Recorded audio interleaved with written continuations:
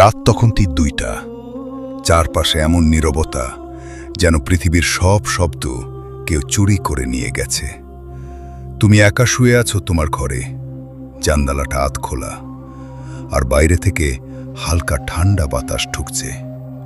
হঠাৎ tick tick tick. তুমি প্রথমে ভাবলে ঘড়ির শব্দ, কিন্তু না, তোমার ঘরে তো কোনো ঘড়ি নেই। শব্দটা আসছে দরজার দিক থেকে। তুমি ধীরে ধীরে উঠে বসো, বুকের ভেতর ধরফর করছে। অন্ধকারে চোখ অভ্যস্ত হতে একটু সময় লাগে। তারপর তুমি দেখতে পাও দরজার নিচ দিয়ে কারো ছায়া। কেউ দাঁড়িয়ে আছে বাইরে। তুমি কাঁপা গলায় জিজ্ঞেস করো, কে কে ওখানে?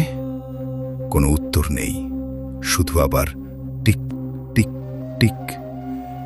এবার শব্দটা দরজায় নখ ঘষার মতো শোনায়। তুমি সাহস করে দরজার কাছে এগিয়ে যাও, হাত বাড়াও লক খুলতে, কিন্তু ঠিক তখনই বাইর থেকে কেউ ফিস ফিস করে বলে, দরজা খুলল না।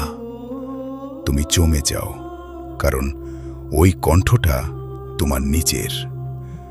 তুমি পেছনে তাকাও আর দেখো তোমার বিছানার উপর তুমি নিজেই শুয়ে আছো, ঠিক যেমন তুমি কয়েক সেকেন্ড আগে শুয়েছিলে। হঠাৎ দরজায় জোরে ধাক্কা, থাম থাম থাম। বাইরের তুমি এবার চিৎকার করে বলে, ওটা আমি না, ওটা ভেতরে আছে। ঘরের ভেতরের তুমি ধীরে ধীরে উঠে বসে।